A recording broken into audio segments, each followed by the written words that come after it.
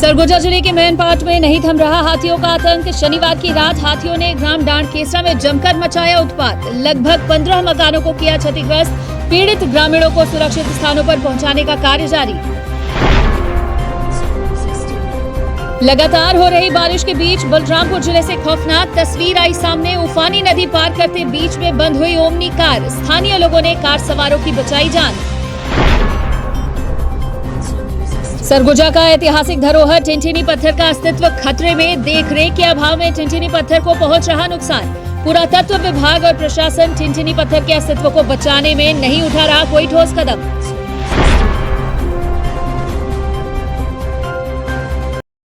नमस्कार, मैं हूं वीना सिंह। आप देख रहे हैं आवाज और खबरें अब विस्तार से।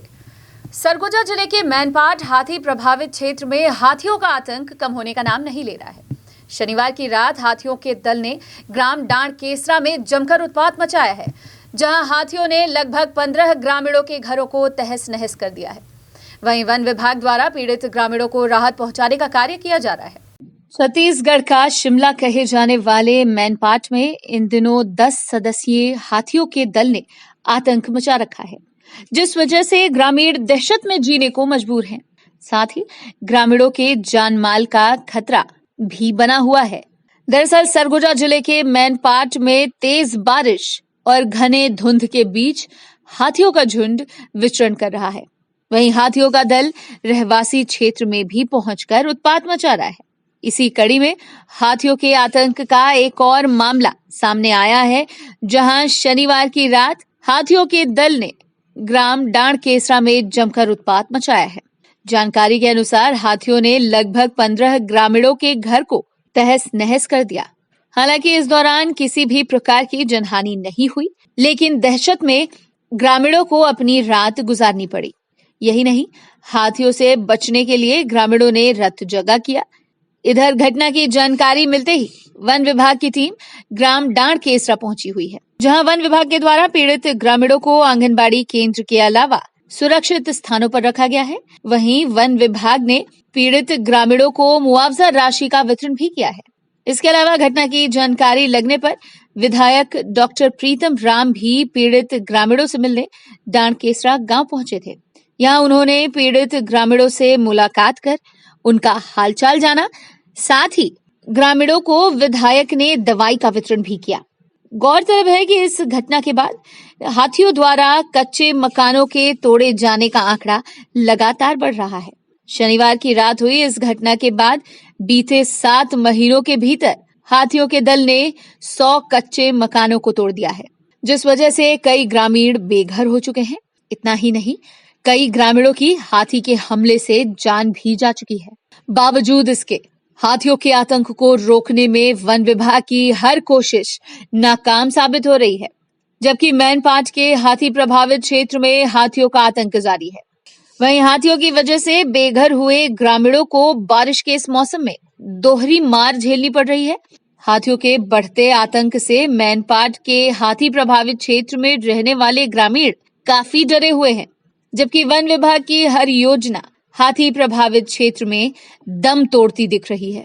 बहरहाल अब देखने वाली बात होगी कि मैनपाट वन परिक्षेत्र में इन दिनों विचरण कर रहे 10 सदस्यीय हाथियों के आतंक को रोकने के लिए वन विभाग अब क्या नई योजना बनाता है। सरगुजा संभाग भर में लगातार हो रही तेज बारिश की वजह से नदी नाले उफान पर हैं। वहीं कई इलाकों में पुल पुलिया के ऊपर से पानी का बहाव हो रहा है। बावजूद इसके लोग जान माल की परवाह किए बगैर उफानी नदी नालों को पार कर रहे हैं। इसी कड़ी में बलरामपुर जिले से एक खौफनाक तस्वीर सामने आई है, जहां एक ओमनी कार उफानी नदी को पार करने के दौरान बीच में ही बंद हो गई। सरगुजा संभाग में पिछले 3 दिनों से लगातार बारिश हो रही है, जिस वजह से संभाग भर के नदी नाले उफान पर हैं। वहीं कई छोटे पुल पुलिया और नालों के ऊपर से भी पानी का बहाव हो रहा है। वहीं संभाग भर के कई गांवों का संपर्क जिला एवं ब्लॉक मुख्यालय से टूट चुका है, जबकि अंदरूनी इलाकों में आवागमन भी प्रभावित हुआ है। बावजूद इसके ग्रामीण अपनी जान जोखिम में डालकर उफानी नदी नालों को पार कर रहे हैं। ऐसे में लापरवाह ग्रामीणों के जानमाल का खतरा भी बना हुआ है। ऐसी ही कुछ तस्वीर बलरामपुर जिले से सामने आई है, जहां जिले के गलफुल्ला नदी में आए बाढ़ की वजह से पुल के ऊपर पानी बह रहा था। बावजूद इसके एक व्यक्ति जान की परवाह किए बगैर ओमनी कार को पुल के ऊपर से पार कर रहा था। इसी दौरान कार अचानक पुल के बीच में ही बंद हो गई।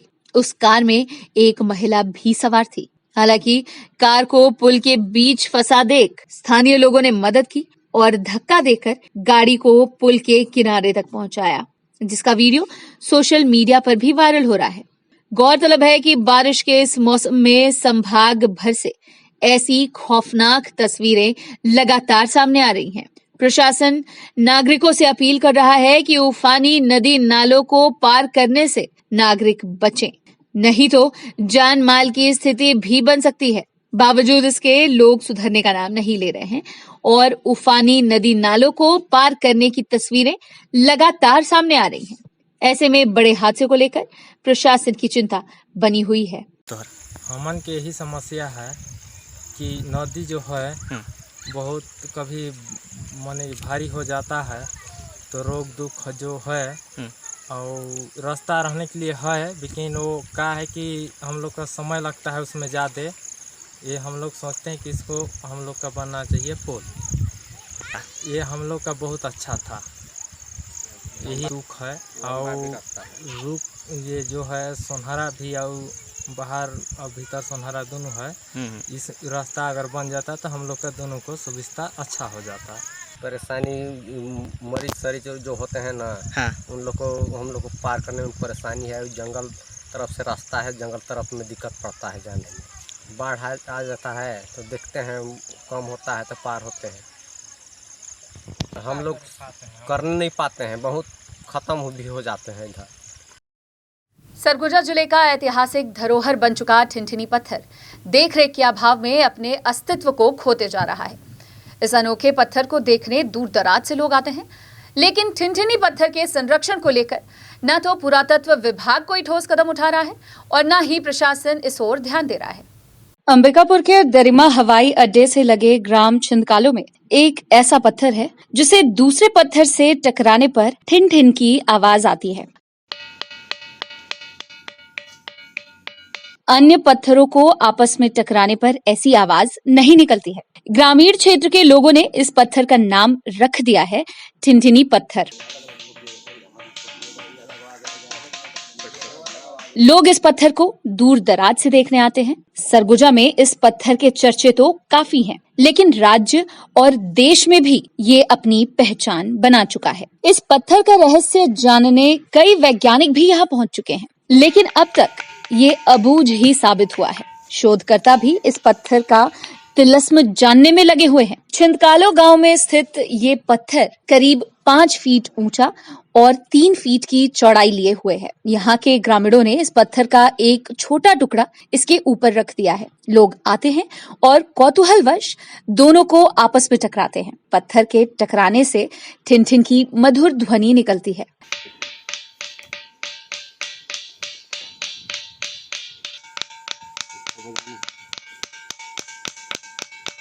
गांव में पहुंचने वाली सड़क के किनारे ही ये पत्थर रखा हुआ है। ग्रामीणों ने बकायदा यहाँ पर ठिनठिनी पत्थर भी लिख दिया है। पत्थर के कारण इस गांव का ये मोहल्ला ठिनठिनी पारा के नाम से प्रचलित हो गया है। बताया जाता है कि ठिनठिन की आवाज आने के कारण ही गांव के बुजुर्गों ने इसका नाम ठिनठिनी रख दिया। तब से लेकर आज तक ये इसी नाम से प्रसिद्ध है। सरगुजा के अलावा ये छत्तीसगढ़ और देश भर में प्रचलित हो चला है। पूर्व में इस पत्थर का रहस्य जानने देश के कई वैज्ञानिक यहाँ पहुंच चुके हैं, लेकिन वे इसका तिलस्म नहीं समझ पाए। ये पत्थर सरगुजा सहित राज्य का ऐतिहासिक धरोहर बन चुका है।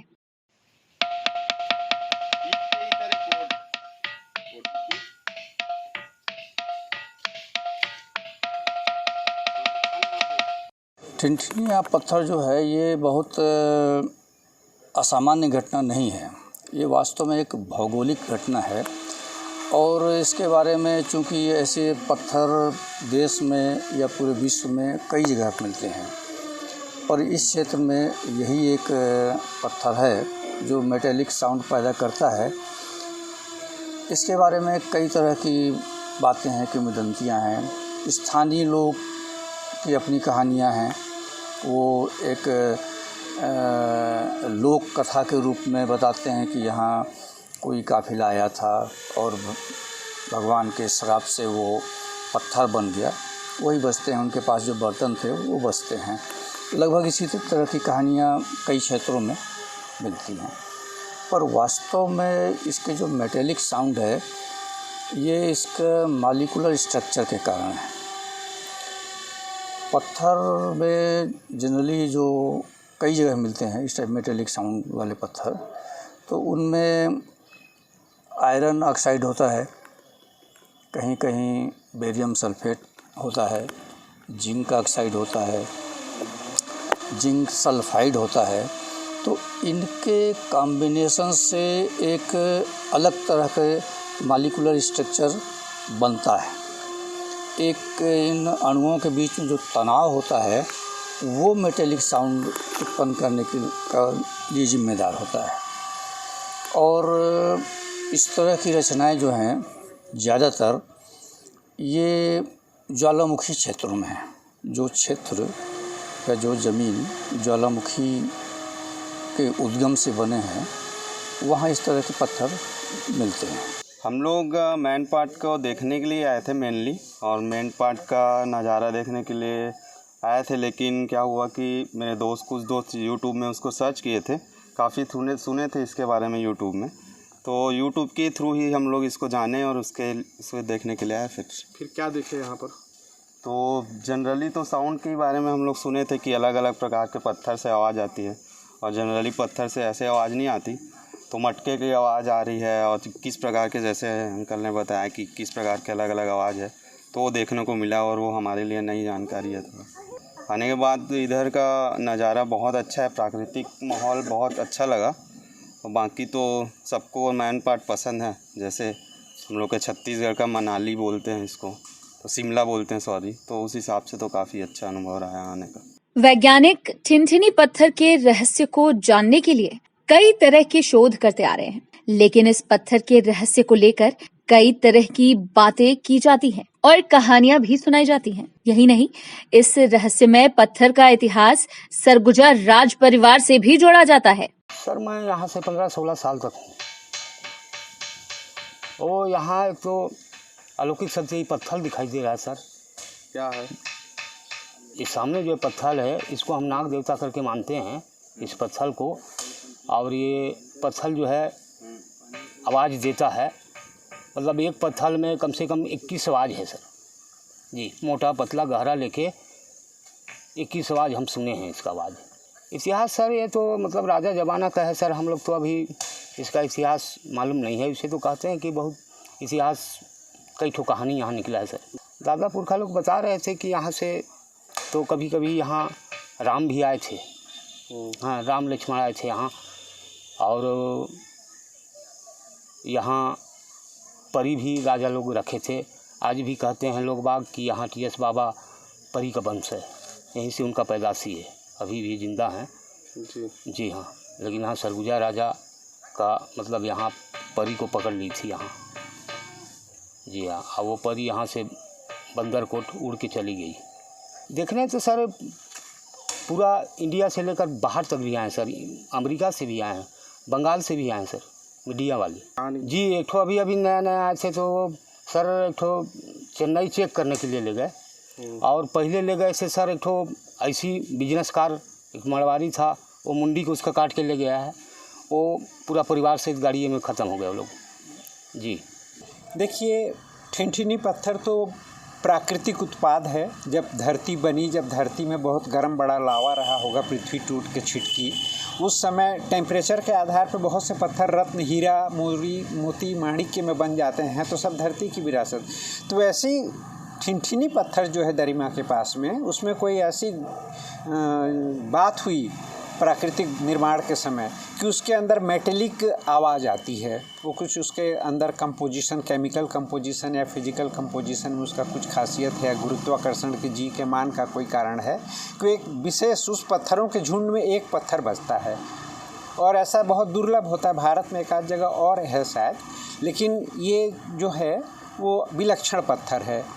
तो इसके बारे में ये कहा जाता है कि ये जब से पृथ्वी बनी तब से है, और 10 लाख साल से तो आदमी का अस्तित्व है धरती पर, तो 10 लाख साल से वो चला आ रहा है और आगे भी अगली पीढ़ी को जाएगा। लेकिन अभी उसको क्या है कि सब उत्सुकतावश लोग ठोक ठोक के जगह जगह से इतना आघात पहुंचा दिए कि वो बदरंग हो गया है, नंबर 1। दूसरा है कि जो गांव वाले कहते हैं या पुराने किंवदंती है कि कोई परी वहाँ आया करती थी। अब परी का अस्तित्व कितना है क्या है ये किंवदंती है, लेकिन एक परी उतरती थी और वहाँ एक बैल चराने वाला लड़का रहता था, उसके साथ दिन भर वो परी खेलती रहती थी और फिर शाम को उड़ जाया करती थी। तो बैल चराने वाला लड़का भी वहीं जाके चराया करता था और परियां भी वहीं उतरती रहती थी। तो वरदान में उस परी का बच्चा हुआ कहते हैं, और क्या कहते हैं वो आशीर्वाद देके गई उस बच्चे को कि तुम राजा बनना। तो लोग कहते हैं कि सरगुजा का सरगुजा राज परिवार भी परी के वरदान से दिया हुआ ही लड़का कालांतर में राज चलाता आ रहा है। ठिनठिनी पत्थर की लोकप्रियता इतनी बढ़ चुकी है कि इसे देखने जिले के अलावा राज्य और देश के कोने कोने से भी लोग आते हैं। लेकिन ऐतिहासिक महत्व के इस पत्थर को संरक्षित कर रखने की जरूरत है। देखने में आ रहा है कि बार बार प्रहार करने से पत्थर में जगह जगह गड्ढे हो गए हैं। शासन प्रशासन द्वारा ध्यान नहीं दिए जाने से पत्थर वहीं असुरक्षित पड़ा हुआ है। लोग दूसरे पत्थरों से इस पर तेज प्रहार कर नुकसान पहुंचा रहे हैं। यदि समय रहते इस पत्थर को संरक्षित नहीं किया गया तो आने वाले समय में इस खास पत्थर का इतिहास खतरे में पड़ जाएगा। अंबिकापुर से आवाज के लिए सोनू केदार की रिपोर्ट।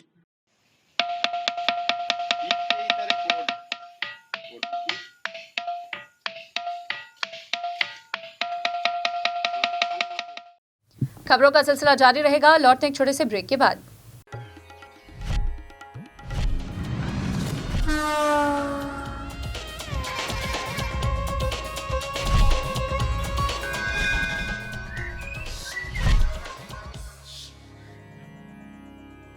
क्या आपको मालूम है कि अंबिकापुर के सभी स्कूलों की ऑनलाइन क्लासेस शुरू हो गई हैं? क्या आपको वर्क फ्रॉम होम के लिए इंटरनेट की जरूरत है? अब अंबिकापुर के सभी क्षेत्रों में ब्रॉडबैंड इंटरनेट कनेक्शन की सुविधाएं उचित दरों पर उपलब्ध हैं। आज ही संपर्क करें Vande Mahamaya cable network, VM internet service, Alaknanda complex, प्रथम तल, अग्रसेन चौक, अंबिकापुर। मोबाइल 7440765555 9826120239।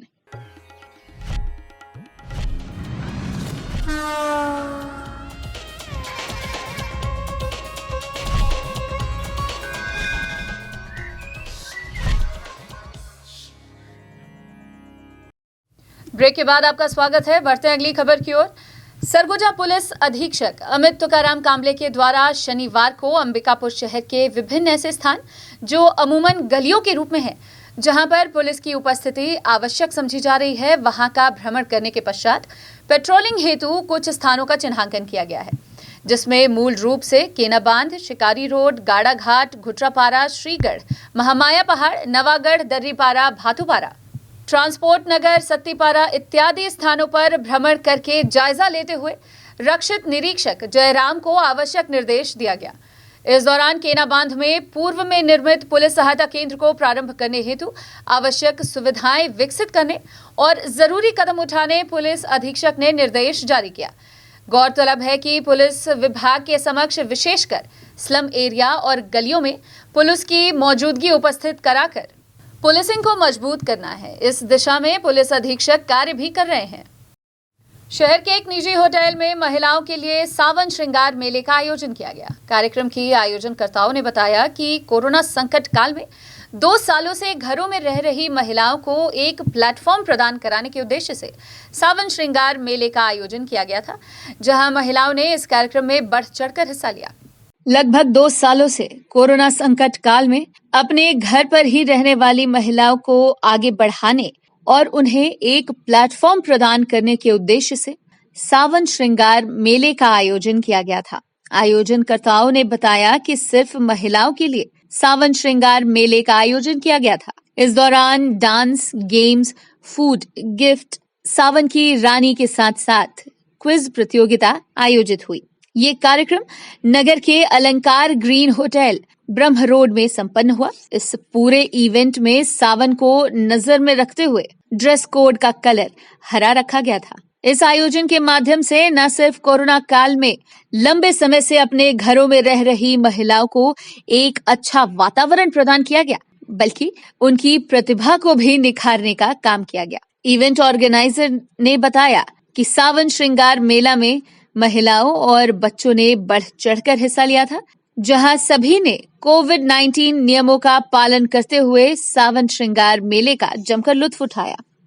पहले से आप लोगों को पता था सावन श्रृंगार मेला महिलाओं के लिए है, तो यहाँ सारे सावन श्रृंगार मेला से रिलेटेड हरा ड्रेस पहन के महिलाएं उपस्थित हुई है और मुझे ऐसा लगता है पर्सनली कि उन्होंने बहुत एंजॉय किया।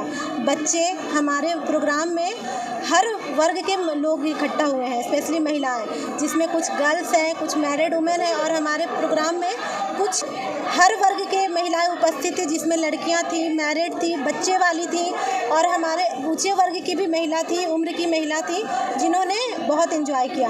हमने सावन से रिलेटेड सावन गीत प्रस्तुत किया, सावन कजली प्रस्तुत किया, सावन नृत्य भी हमने दिखाया, प्लस बच्चों ने बहुत अच्छे अच्छे सॉन्ग्स पर डांस किए। बहुत ही अच्छा और समा बांधने वाला प्रोग्राम था। बहुत अच्छी बात है और हम जितनी भी बहनें हैं उनको हमेशा सहायता करेंगे इस संबंध में।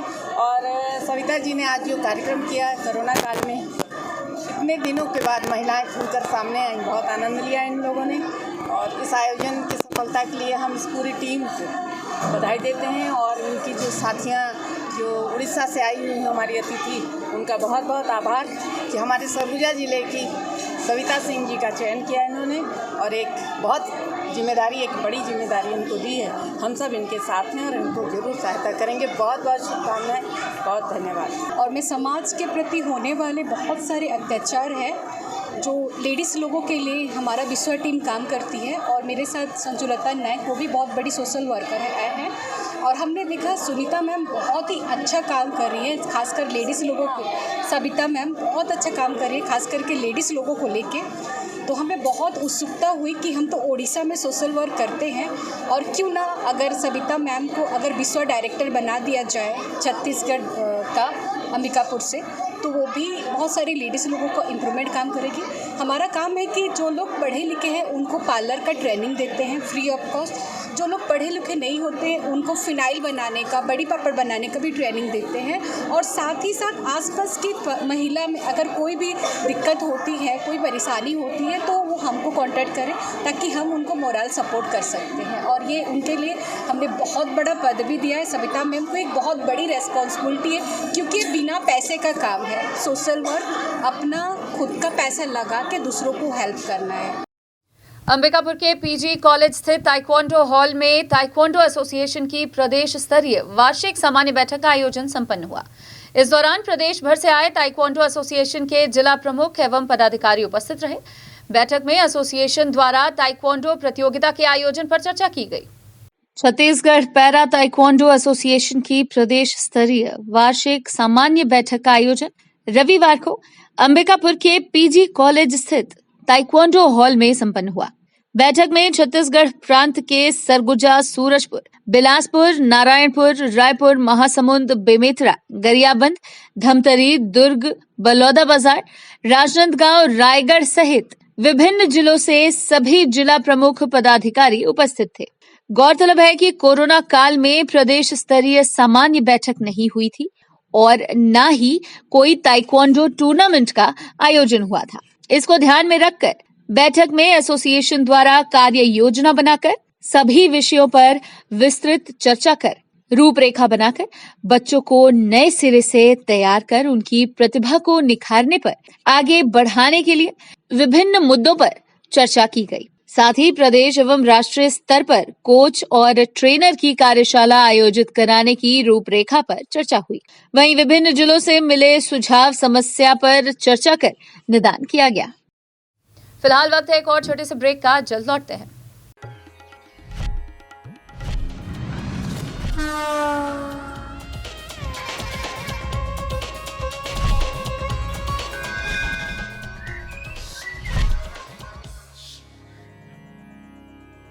क्या आपको मालूम है कि अंबिकापुर के सभी स्कूलों की ऑनलाइन क्लासेस शुरू हो गई हैं? क्या आपको वर्क फ्रॉम होम के लिए इंटरनेट की जरूरत है? अब अंबिकापुर के सभी क्षेत्रों में ब्रॉडबैंड इंटरनेट कनेक्शन की सुविधाएं उचित दरों पर उपलब्ध हैं। आज ही संपर्क करें Vande Mahamaya cable network, VM internet service, Alaknanda complex, प्रथम तल, अग्रसेन चौक, अंबिकापुर। मोबाइल 7440765555 9826120239।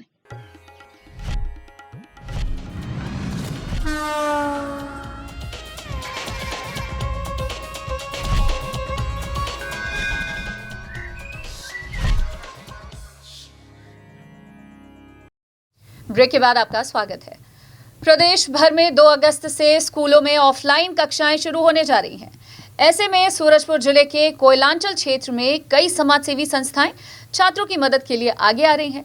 स्कूलों में कक्षा प्रारंभ होने से पहले समाजसेवी संस्था सुहानी महिला मंडल द्वारा स्कूली छात्रों को कॉपी पुस्तक समेत खेल सामग्री का वितरण किया गया। इस दौरान छात्रों में भारी उत्साह देखने को मिला।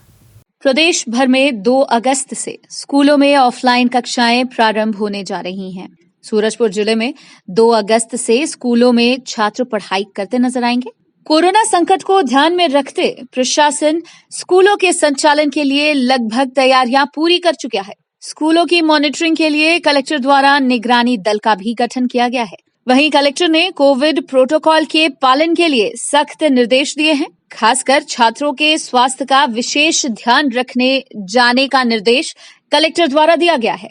वहीं कोरोना संक्रमण के चलते लंबे समय बाद शुरू हो रहे ऑफलाइन कक्षाओं को लेकर छात्रों में भी भारी उत्साह देखने को मिल रहा है। वहीं सूरजपुर जिले के कोयलांचल क्षेत्र की कई समाजसेवी संस्था छात्रों की मदद के लिए भी आगे आई हैं। इसी कड़ी में समाजसेवी संस्था सुहानी महिला मंडल ने स्कूल खुलने से पहले छात्रों को स्कूली पुस्तक समेत खेल सामग्री का वितरण किया है। समाजसेवी संस्था सुहानी महिला मंडल की अध्यक्ष मंजू झा के नेतृत्व में जरही नगर पंचायत के बाजार पारा प्राथमिक स्कूल के बच्चों को शिक्षा सामग्रियों के साथ खेल सामग्रियों का वितरण किया गया, जहां 2 अगस्त से स्कूलों में ऑफलाइन कक्षाएं शुरू होने जा रही हैं। इसी को ध्यान में रखकर सुहानी महिला मंडल द्वारा छात्रों को पुस्तक, पेंसिल समेत खेल सामग्री वितरण किया गया।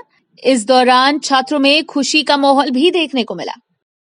बुलेटिन में फिलहाल सिर्फ इतना ही। शहर से जुड़ी खबरों के लिए देखते रहिए आवाज। इस न्यूज के स्पॉन्सर हैं वीएम इंटरनेट, अलकनंदा कॉम्प्लेक्स, प्रथम तल, अग्रसेन चौक, अंबिकापुर, सरगुजा, छत्तीसगढ़।